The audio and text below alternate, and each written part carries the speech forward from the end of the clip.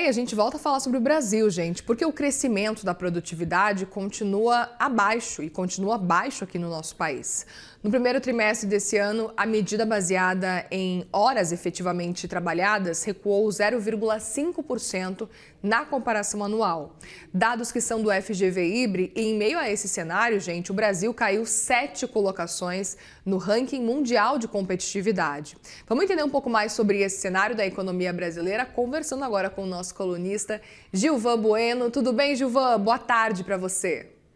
Muito boa tarde, Moriá e nossa audiência. Que alegria finalizar essa sexta-feira aqui com essa pergunta tão importante para o final de semana. Pois é, vamos começar entendendo um pouco mais sobre esse impacto. E uma dúvida que surge é por que a produtividade está caindo tanto aqui no Brasil se, ao mesmo tempo, o nosso PIB está subindo? Pergunta muito enriquecedora para a gente partir dessa pergunta com uma pergunta que antecede a sua pergunta, que é o seguinte: por que a competitividade, a produtividade é tão importante para um país? Primeiro, porque é a ideia de você atrair talentos, atrair investimentos, reter talentos aqui no Brasil e gerar aqui ganhos na parte de inovação. E aí, respondendo por que esse assunto é tão importante e melhorar a sua colocação nos ajuda, aí a gente tem que pensar nessa pergunta que a Muriel fez, que poucas pessoas fizeram no dia de hoje, que é: se o Brasil está caindo 7 posições em competitividade e produtividade, como é que o nosso PIB cresce? E aí é que entra essa discussão sobre o Brasil. Nos últimos 40 anos, o Brasil tem um PIB que vem caindo, não tem um crescimento constante, e esse crescimento ele parte muito de partes de agronegócio, onde a gente tem aqui a gente acaba virando um país produtor de commodities e não atraindo talentos, atraindo investimentos, retendo esses talentos aqui, ganhando maior produtividade. A outra parte é que a gente virou um país de produtor de commodities. Então, isso acaba mostrando, Muriel, para a sua pergunta, que é muito rica, uma visão distorcida, que o Brasil está tendo um PIB bom. Mas, na verdade, o Brasil tem um PIB por muita transferência de renda, muitas isenções tributárias, muitas considerações para alguns setores produtivos, que acaba não trazendo um crescimento constante. Por isso que a gente, cada ano que passa, vai perdendo nossas posições. Então, sua pergunta é muito inteligente, porque o Brasil tem um PIB que cresce, mas que, na verdade, ele não cresce por uma força produtiva, mas sim por programas ou isenções ou absorvendo uma produtividade que não existe.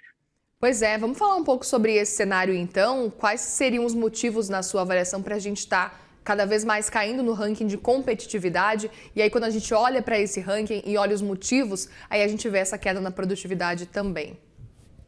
Olha, para essa pergunta, eu separei aqui um livro que eu gosto bastante, eu sempre gosto de trazer aqui literatura pessoal. Esse livro aqui é do Ray Dalio e ele fala uma coisa muito importante, né? Por que umas nações prosperam e outras não prosperam? Ele é um calhamaçozinho aqui, como o pessoal fala, e ele fala sobre essa transformação social que vem acontecendo. Eu vou pegar uma situação, Muriel, pessoal, que aconteceu comigo no Vale do Silício. No último mês eu estive no Vale do Silício, fazendo uma grande imersão ali, participando de algumas discussões, e eu fui num prédio da Google. Acabei passando rapidamente pelo fundador da Google e fui na parte ali dos programadores. Então, eu ouvi muitas pessoas do Oriente Médio, do Paquistão e da Índia, e vi ali que esses países eles conseguiram ter uma produtividade muito grande porque eles pensaram muito nessa parte de inovação tecnológica. E isso é importante por quê? Porque você consegue, se você é um país com boa competitividade, uma boa parte de inovação, você consegue atrair isso para o seu país, né? E aí, na Brasil Week, conversando com o Roberto Azevedo, que foi o presidente do OMC, eu justamente abordei esse ponto, né? Como é que o Brasil fica nessa parte de inteligência artificial, de discussões que vão acontecer, nossa bolsa de valores? E ele fez uma resposta muito específica, Gilvan. Na cadeia produtiva de inteligência artificial, o que a gente tem muita vantagem competitiva hoje são a parte de energia. A gente tem aqui alguns setores do Brasil que podem produzir, por exemplo, energia eólica, aqui no Rio de Janeiro, alguma parte de energia, mas o Nordeste parece que tem capturado melhor esse setor de energia eólica e pode distribuir isso melhor. Então, Muriel, o nosso desafio aqui, nesse momento, é como a gente consegue ser produtivo para esse novo mundo que está vindo, essa nova transformação mundial, econômica, como disse agora o Kevin Roche, com inteligência artificial. E aí, se a gente não tem um país com essa formação, a gente tem aqui um número bom de matemáticos, mas a parte de engenharia e programadores um número muito distante. Então, a gente acaba não participando desse mercado. E aí, a consequência, Muriel, é o seguinte: por que nós temos 80% dos brasileiros endividados até R$ 5.000? Porque ele não consegue ganhar um salário maior. Hoje, só 5% da população brasileira, segundo dados do IBGE, tem um salário de R$ 7.000, de 5 salários mínimos, né, que vai dar ali mais R$ 7.000. Então, essa baixa competitividade do Brasil faz uma formação que a gente fica muito dependente de serviços e não oferece tecnologia, a população fica endividada porque ela não consegue ter uma profissão que gere uma renda maior. Esses são os principais impactos. Perfeito. Outro ponto também que eu queria entender na sua avaliação, Gilvan, é se existe um cenário que é conjuntural ou estrutural quando a gente olha para esse problema de produtividade e até de competitividade. Muriel, você está com as perguntas ótimas para essa sexta-feira, viu? Curiosa aqui. Curiosa. A parte muito boa da sua pergunta, Muriel, é o seguinte. Tem um outro livro que eu não deveria falar aqui, mas eu vou falar, que se chama Fake News. Ele está ali em cima. Que ele fala que, na verdade, o mundo ele tem investido mais. A gente olha o setor de educação no Brasil, o Brasil tem investido, o Brasil investe muito em educação. Mas as pessoas falam assim, mas por que a gente não consegue ter uma grande competitividade? Porque o Brasil investe mal. Né? A gente é um país que tem uma excelente arrecadação de tributos, mas a gente acaba investindo mal. Né? Então, o nosso problema ele é estrutural. Primeiro, por isso que muitos analistas, investidores, até o nosso grande âncora, o Quest, teve falando sobre isso. A gente tem um problema estrutural no Brasil de criar programas de longo prazo que possam pensar uma nova educação na parte de tecnologia, novos programas de incentivo para isso. Na parte tributária, a partir de 2027, a gente tem a nova reforma tributária, que eu tenho falado com diversos especialistas sobre isso. A gente tem na parte de empreendedorismo, muitas barreiras. Aqui o empresário brasileiro ele tem muita dificuldade de conseguir recursos.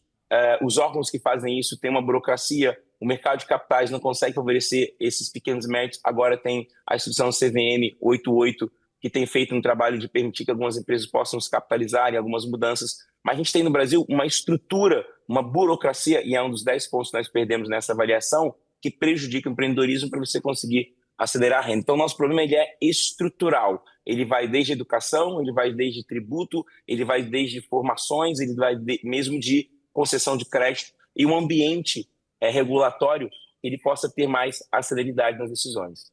Perfeito. Aceleração nas decisões. Claro, e já aproveito para te perguntar, Gilvan, também, diante desse cenário, se, levando em consideração esse cenário aí de produtividade, de crescimento também, a gente corre um risco de talvez ter um crescimento cada vez mais baixo diante desse cenário?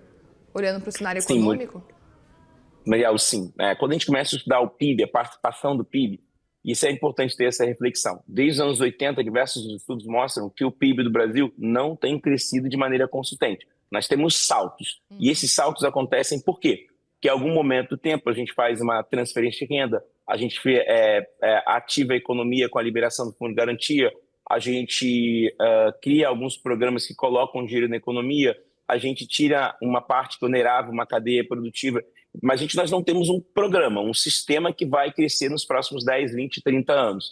Quando a gente olha outras economias, e eles têm essa facilidade, têm participado de algumas discussões sobre isso, eles têm estruturas que você consegue criar um plano diretor que o primeiro, o segundo, o terceiro governo possam acompanhar. Mas o Brasil não, a gente não tem como criar um plano. Então, quando a gente olha o nosso PIB, hoje nosso PIB, 70% do nosso PIB é serviços, 20% a 25% é agropecuária e 5% é indústria. Na parte de serviços, nós estamos muito presos entre 1 e 2 salários mínimos nessa remuneração.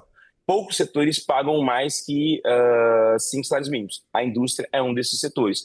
Então, a gente tem uma estrutura de renda e circulação de dinheiro na economia e você não consegue ter uma renda muito efetiva e não consegue fazer, por exemplo, o que outras economias fazem. Eu estava em Miami e o mercado americano, na Flórida, por exemplo, tem um real estate muito forte porque as pessoas têm renda, eles conseguem usar isso. Então, o nosso problema a gente não vem crescendo nos últimos anos, a gente virou muito o que a gente fala que é um país produtor de commodities. Então, em commodities, nós somos, assim, muito fortes, mas isso acaba levando nossa riqueza, mas não deixando essa riqueza aqui na parte de um plano para formar novas cadeias produtivas e de talentos. Muito bem, Gilvan Bueno, nosso colunista do CNN Money, obrigada, viu, pela conversa por aqui. Um ótimo fim de semana para você.